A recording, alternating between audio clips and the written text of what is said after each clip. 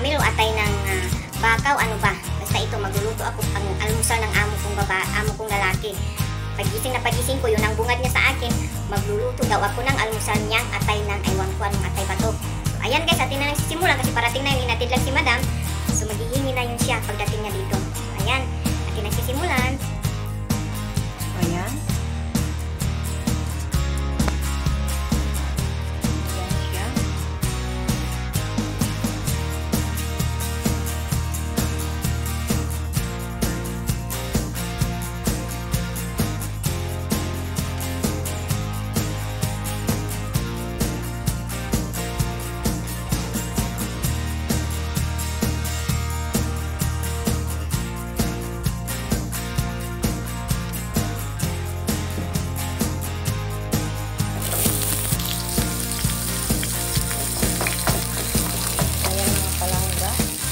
Dumating na talaga yung amo ko. Sabi niya tapos na daw. Sabi ko, wait lang. Palalagay ko pa lang sibuyas eh.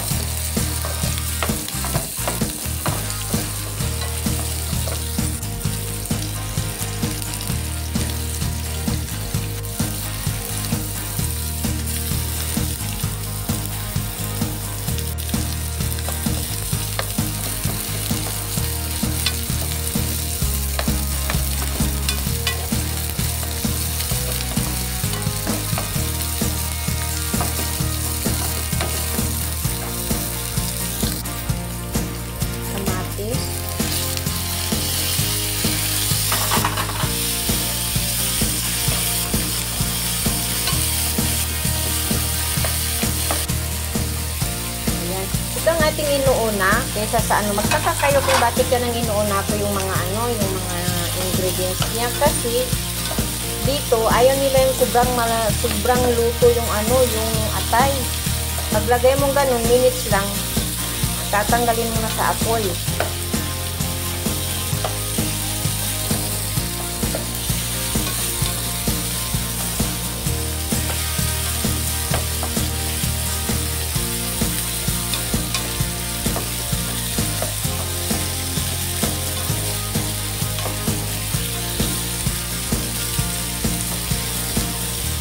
Ating unang ilagay itong ano yan, parang puso ito ng ano, pusong saging. Hindi, yan yata yung puso ng ano, yung hayop nga ito. Ewan ko, ano ba ito? Kambing o ano? Diri-diri o ano ba? Hindi ko alam. Basta hindi ko alam. Hindi niya sinabi kung baka o kami. Ano yun? Ano dyan? O tao. Ano dyan? Joke yun. At siyempre yan na, ilalagay na natin.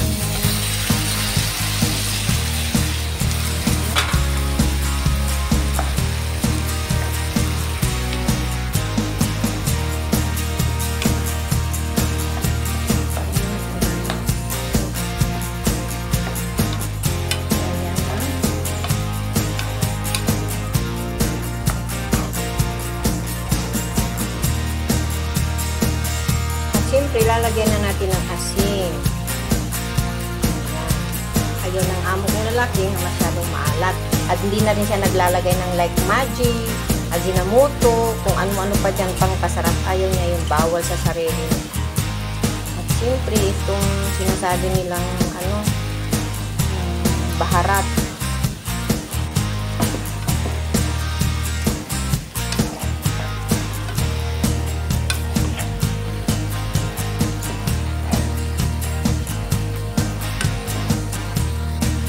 Siyempre, ito ang paborito niyang ilagay, kamon.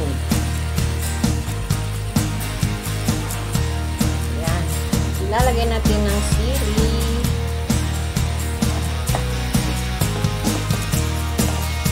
A few moments later. Ayan na po, luto na siya at natin ang bibigyan ng ating amo kasi nagbibintay na yun kaya matutulog na naman. Yung amo kong lalaki, 24 hours na natutulog.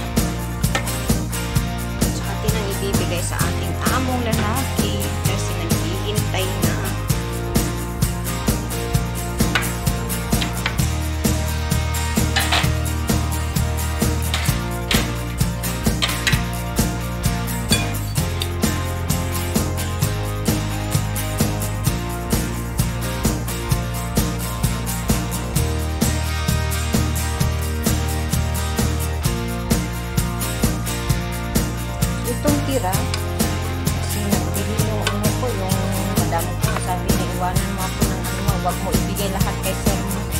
Ayan, sa kanya. Pero bukunti lang naman lang nakain ni madam dyan. Si sir din ang kakain nito. Kasi yung amo ko lalaki, hindi na yung kumakain ng kanin. Puro ganito, karne, prutas, yung mga nuts, yun lang. Basta sa salad, mga karne, katulad ng ganito, at prutas, nuts na lang. Hindi na yung kumakain ng yung sinasabi nilang samuli, yung mga bread, kanin, hindi na talaga. Ayun, tapos na rin ang aking pag-service sa aking aming lalaki. So, thank you for watching. Bye-bye!